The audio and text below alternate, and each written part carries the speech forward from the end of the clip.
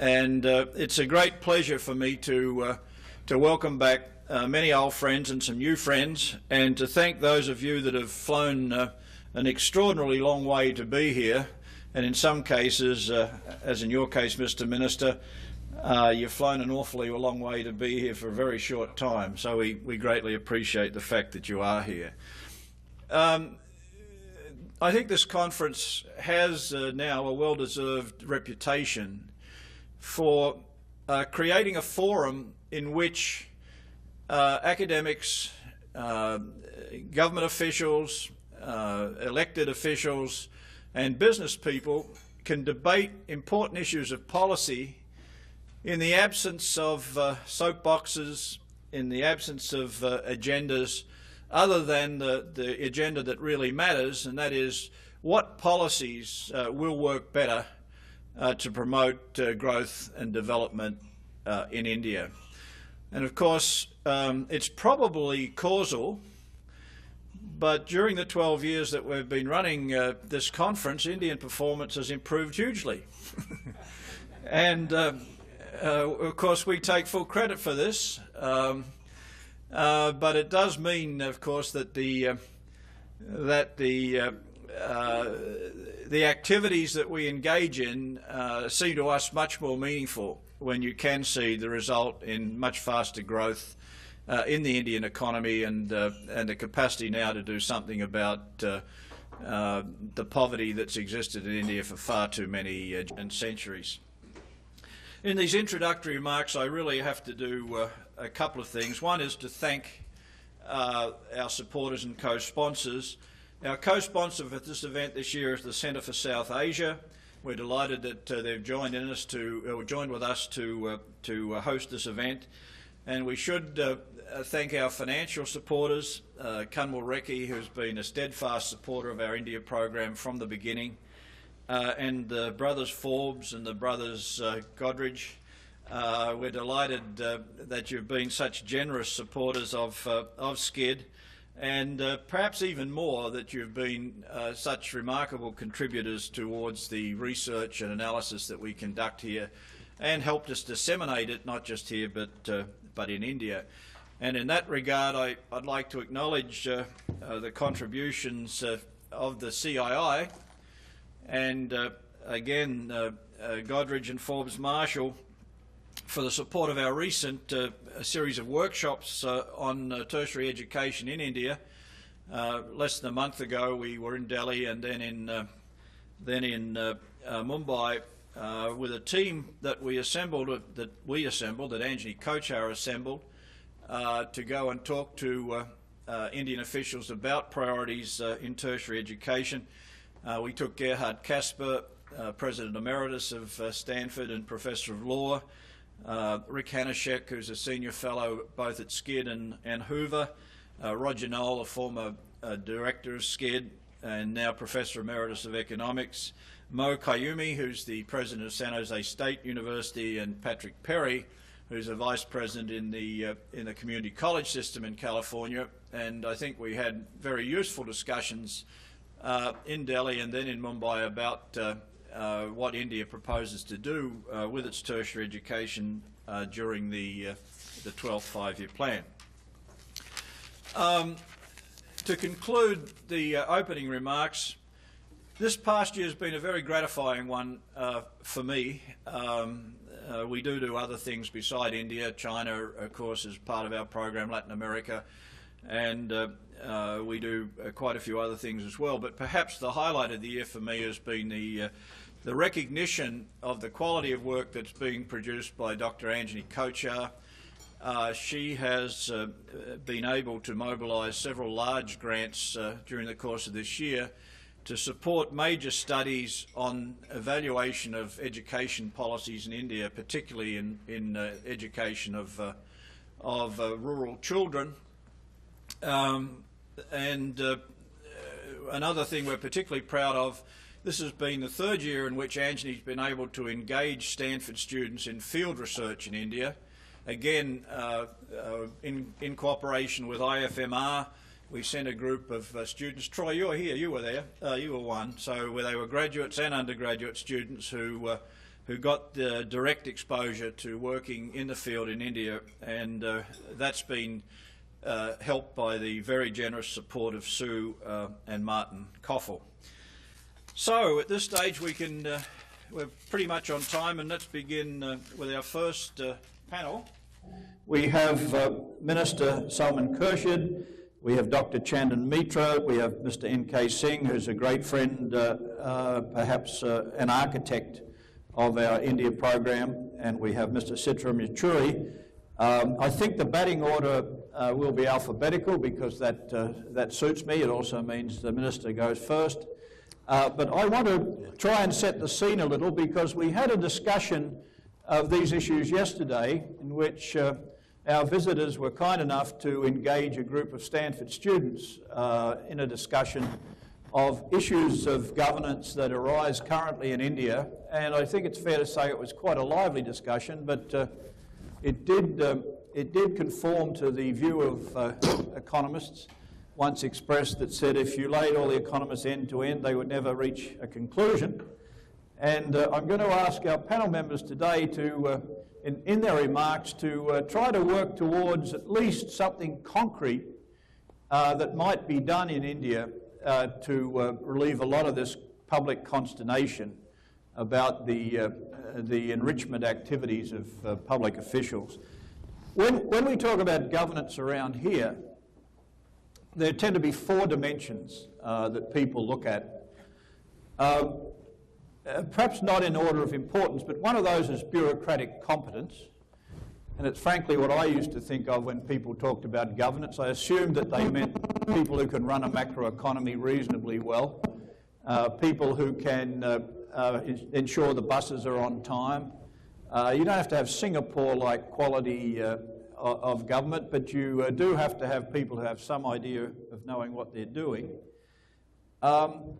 In addition, corporate governments, corporate oversight seems to be a dimension of governments that it's widely mentioned. Particularly true of a country that I work on, primarily China, where many of the larger corporates are still state-owned.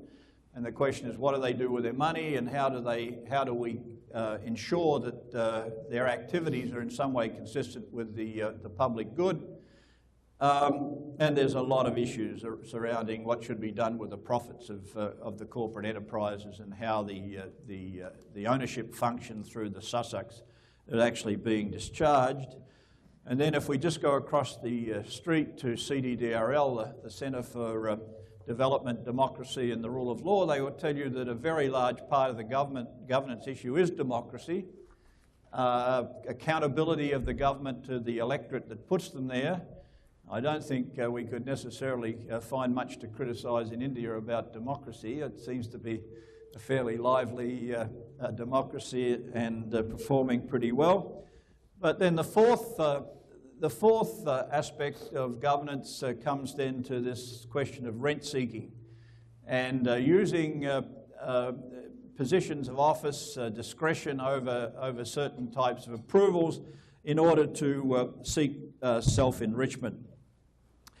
And I'd be remiss if I didn't acknowledge that we have the originator of the intellectual stream analysing rent-seeking in the room with us, Anne Krieger's famous paper, 1974 American Economic Review, The Political Economy of the Rent-Seeking Society, coincidentally written about India, was chosen this year by this blue ribbon panel that looked at the best 20 articles in the first 100 years of the American Economic Review.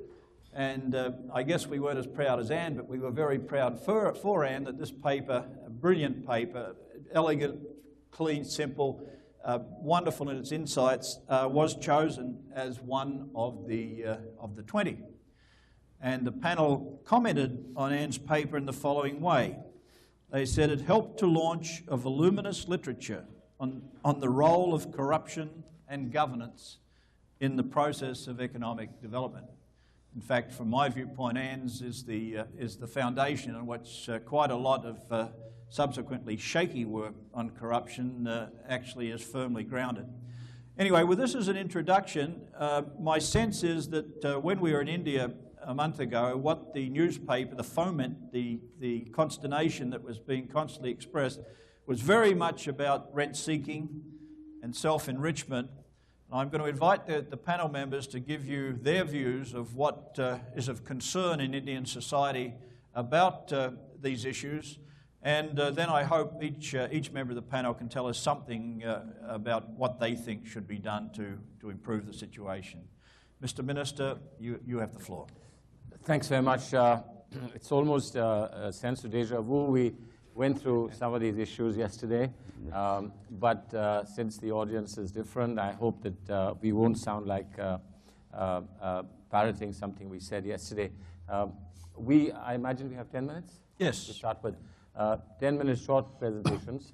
I think it goes without saying that time has come in India to take a very close and a very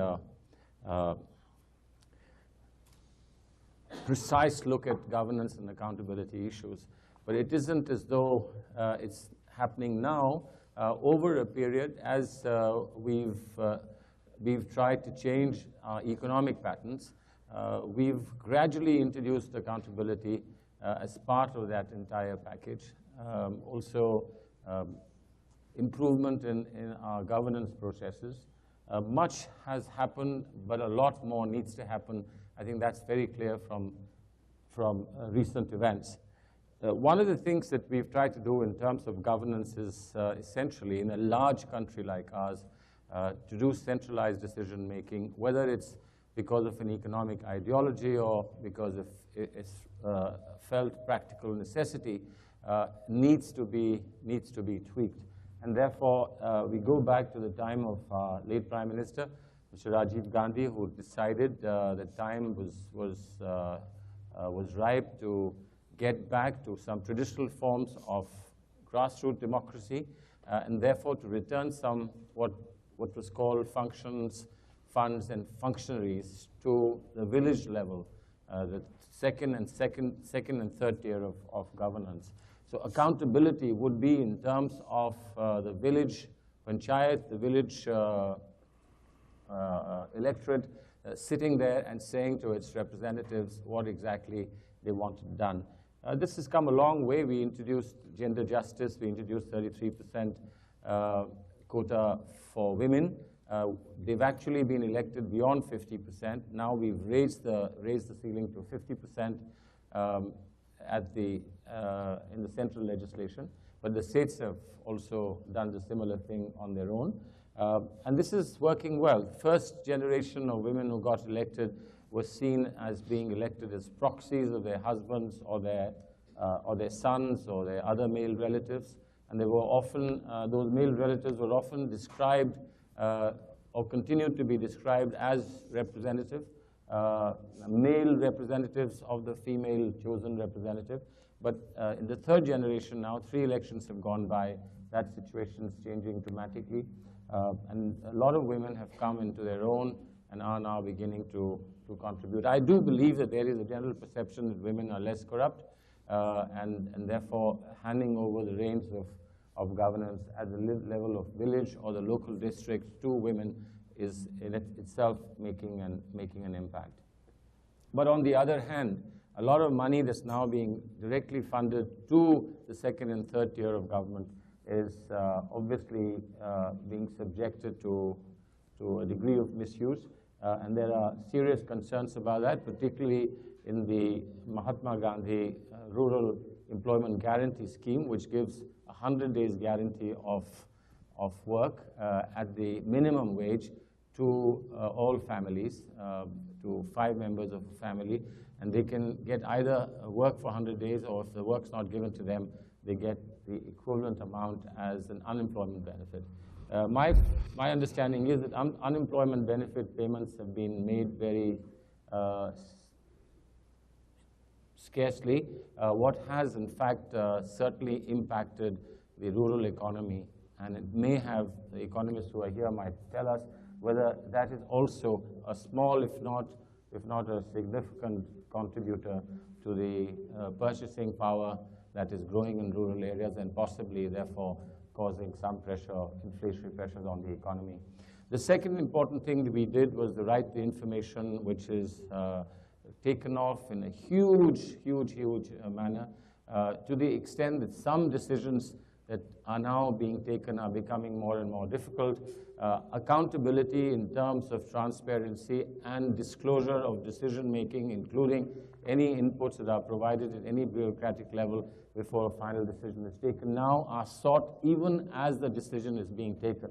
And therefore, lobbying can begin long before a decision can be taken or a final view can be taken. There is a Supreme Court judgment recently given about balancing transparency with efficiency, something that our Prime Minister has said only 2 weeks ago and received by a howl of protest from a new generation RTI activists. But the Supreme Court only last week has re-emphasized this issue about efficiency in government needing to be protected even while we work on transparency.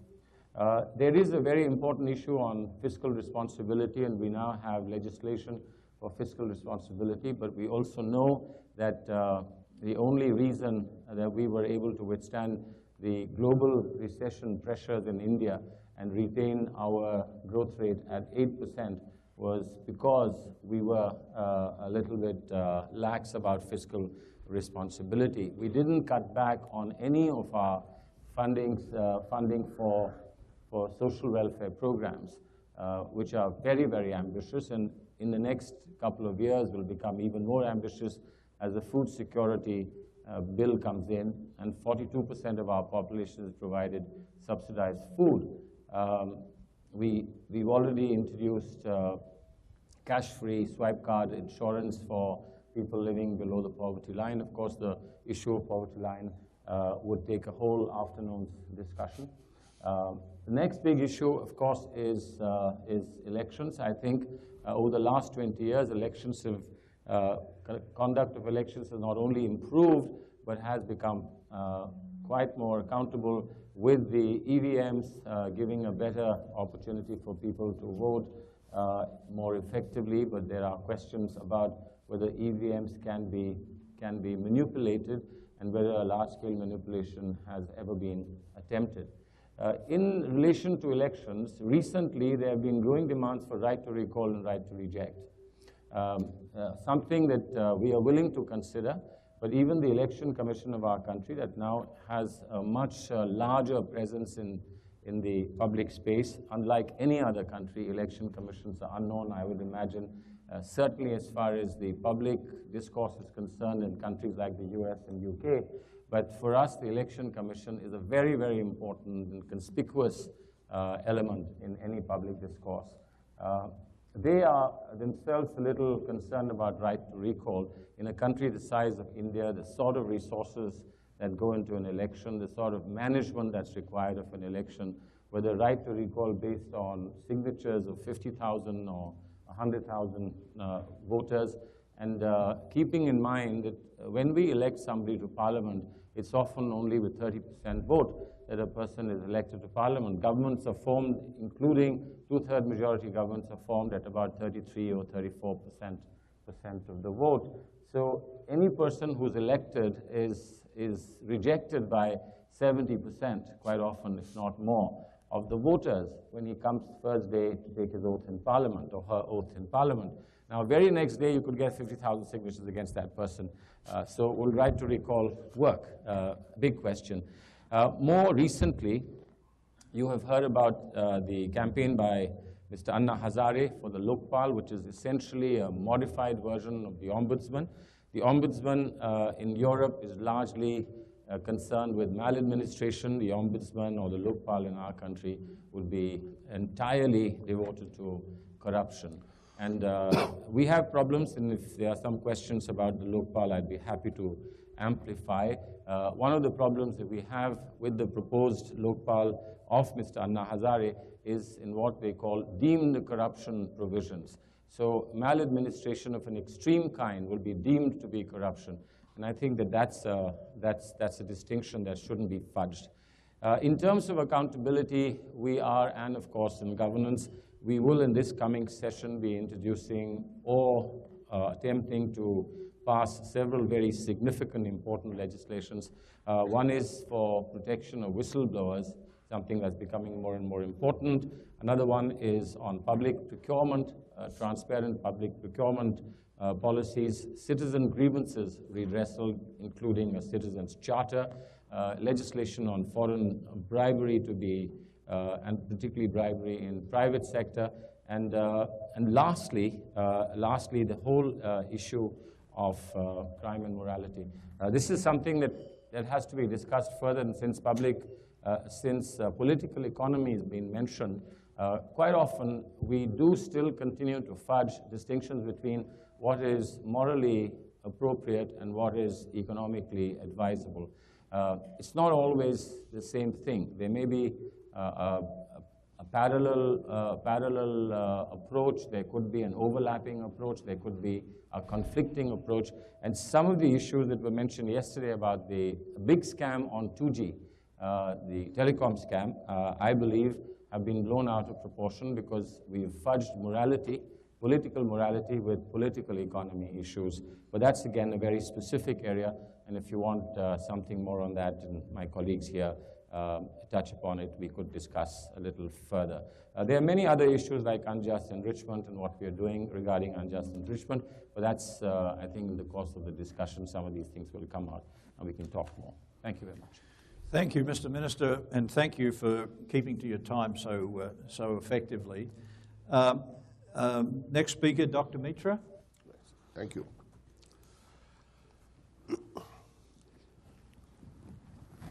Let me start by a few conceptual issues and then go on to some specific factors in accountability and governance.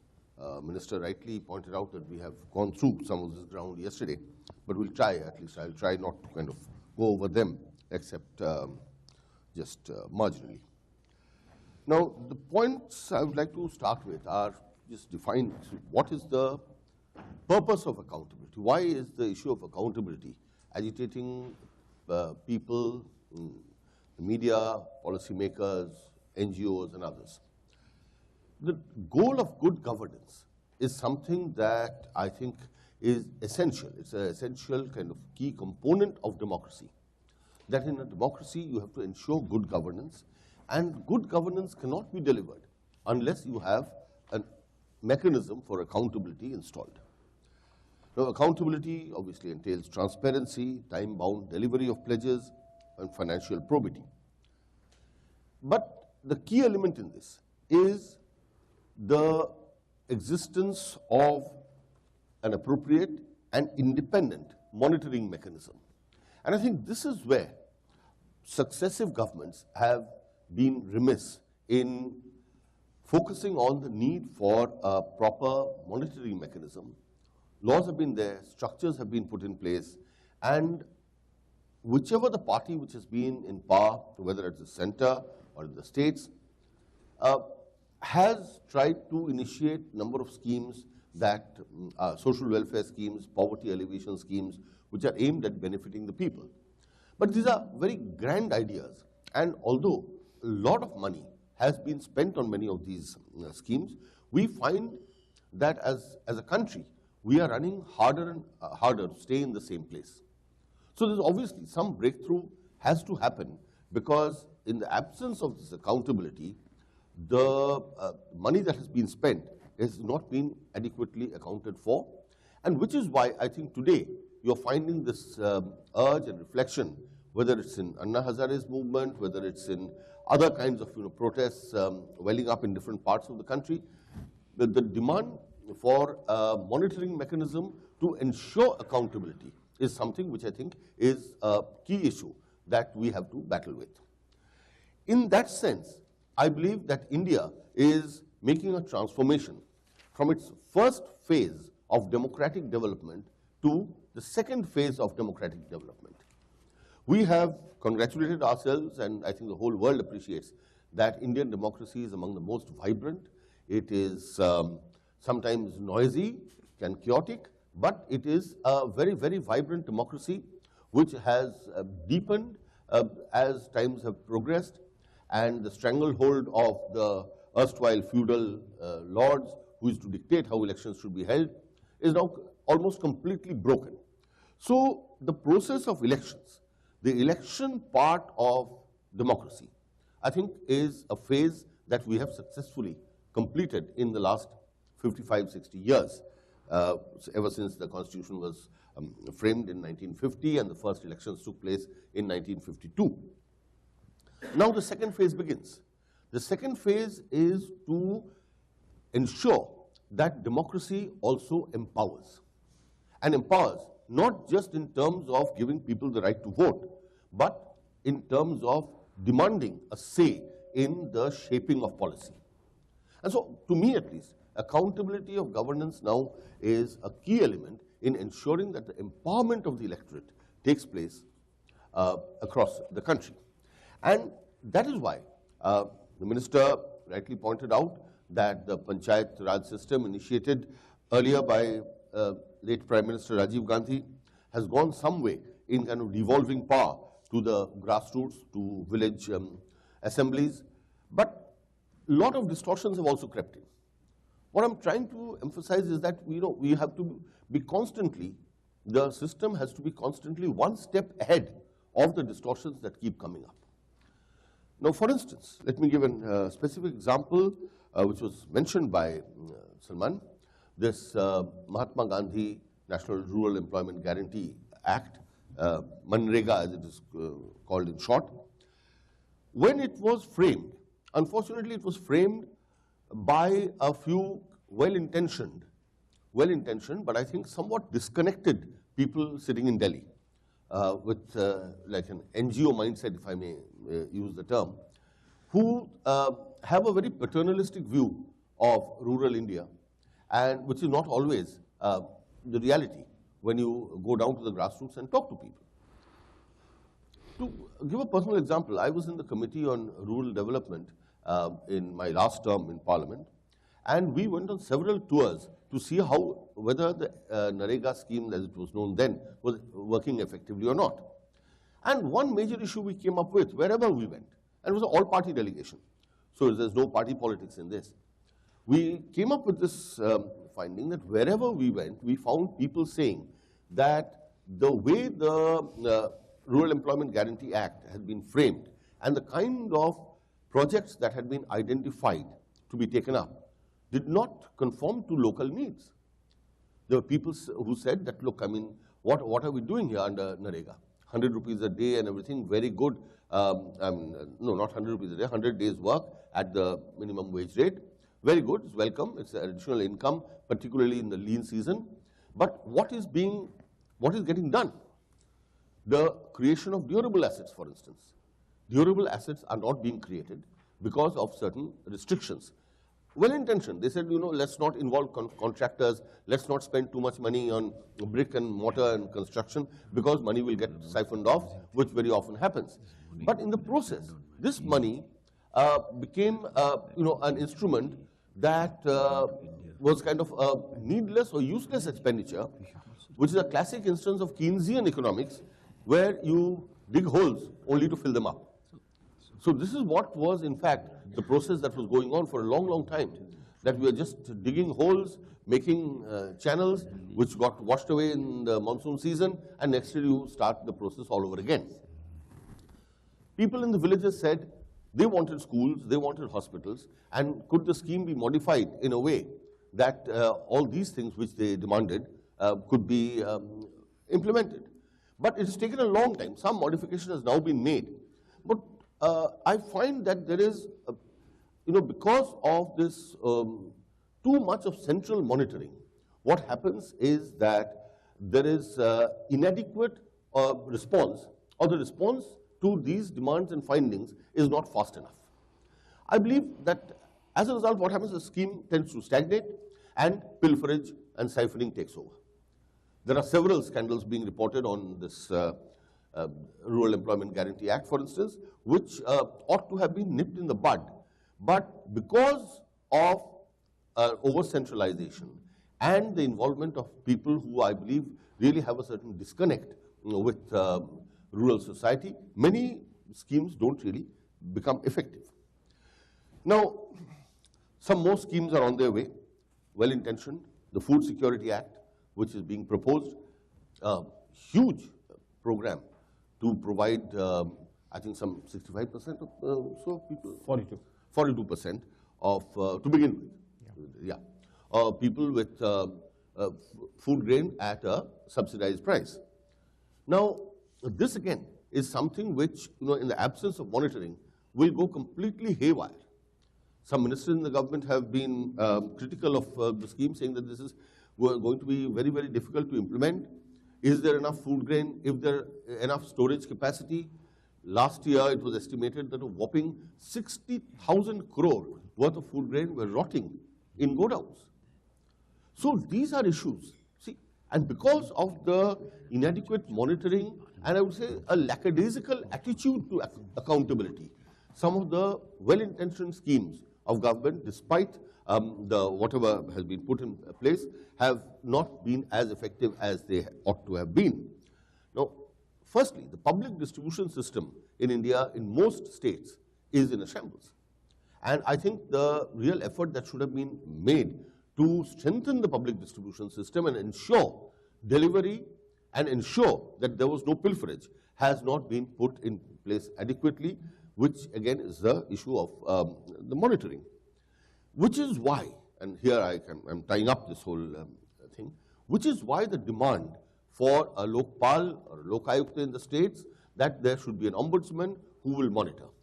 Now here again, I'm not 100% sure that mere institution of a very, very powerful and effective Lokpal is going to be a panacea to all the problems that face the country. One body or institution headed by howsoever kind of well-intentioned and effective man cannot really take into account the huge problems that the country faces on the question of accountability and monitoring. But nevertheless, it is a step forward. I believe that we are trying to get some of these issues resolved. We are putting in place barricades and roadblocks to corruption to try and ensure accountability at various phases, monitor government schemes, and so on. But in the time we take, the system responds so slowly that a lot of money flows down and people are unsatisfied, and corruption, at the end of the day, you find far from decreasing, is actually probably increasing. And this is a matter of concern. Along with that, there are issues of electoral reforms, which is a very, very important point, and perhaps we'll touch upon this in the discussions. But my last point I will conclude with is that, see, the vote bank politics. Vote bank politics, which kind of specifically revolves around castes and communities, or even linguistic groups and local identities, very often militates against the kind of universalist approach that we ought to have in our development schemes. And this is a larger issue, I think, where India will have to deal with in the years to come. Thank you. Thanks very much indeed, Dr. Mitra. And now our friend, Mr. N.K. Singh. Thank you, Nick. I think many of the points which have been made by Minister Salman Khurshid and my colleague Chandan, I share with many of those points. Partly I must begin by saying that what view you have about India depends on from where you take that view. If you wake up in Delhi, you will of course read the screaming headlines of the fact of massive 2G scandals, housing scandal, airline purchase scandal, oil and gas recovery scandal. And it looks as though if you scan that newspaper, there is nothing but scams and scandals which are happening in India. I mean, that's a viewpoint which if you wake up in the morning in Delhi, you might take glancing through the economic newspapers. When I, however, turned my television on this morning while getting ready, I found that in the G20 summit, which is currently taking place, there are woes all around of weakness of leadership, absence of central focus, lack of decisive decision-making, looming electoral cycles beginning to impair any degree of coherent action, I wondered whether that story was about India or was it about some other part of the world. And it continued in that same strain to say that one of the calls which might come out of G20 is a request to emerging markets like India and Brazil and China to help the United States and Europe to get out of the present crisis. So I was beginning to wonder whether both these things were asymmetric. The fact remains that in spite of all this kind of stuff which has gone on, India has year after year continued to demonstrate reasonably high rates of economic performance, which as compared to the rest of the world would be considered not only robust but very healthy. So I think that we need to set this stuff in a context because, of course, we are debating this today because the problem is not whether India will achieve a 7% rate of growth or not. I don't think that that's much in dispute, but whether we will get on to what is necessary to make a deep dent on poverty, what is necessary to improve our index on human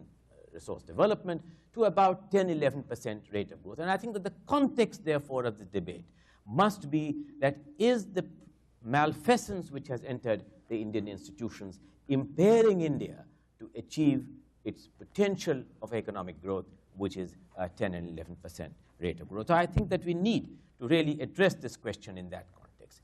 It is in that context that also we need to address that has there been a plateauing of India's economic growth? Do we need to reinvigorate that growth process? Is the plateauing merely a contracyclical action in which certain exogenous circumstances have turned unfavorable, and once that exogenous circumstances begin to iron themselves out, India would automatically return to the high growth trend which we experienced for some years of about 8 to 9%? Or is it that in the absence of deeper structural reforms, we will not be able, merely by waiting for countercyclical turns to take place, for enabling India to return to the high growth trajectory which we had experienced? Also, there are these issues of whether there is a severe weakness in investor confidence all around, which on account of the financial malfeasance and what is perceived to be really serious failures of governance, investor sentiment has turned very weak. And that there is a paralysis in decision-making on the key concerns. And the jury is out on all this. But my own tentative conclusion, for whatever it is worth, is on the first point, I would definitely say that it would be foolish to wait for merely contracyclical things to work itself out.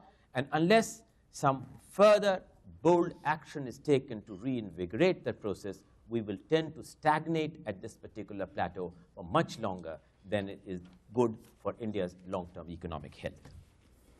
My second very broad point is that, and I'm sure that there are many experts here, that in the process of economic liberalization, which we pursued, we did free up trade substantially. We freed up the financial sector substantially. We freed up the manufacturing sector substantially. But we stopped short of freeing up factors of production. We stopped short in freeing up land. We stopped short of freeing up mines, freeing up those components in the factors of production where supply-side elasticity, by definition, is rather severely constrained.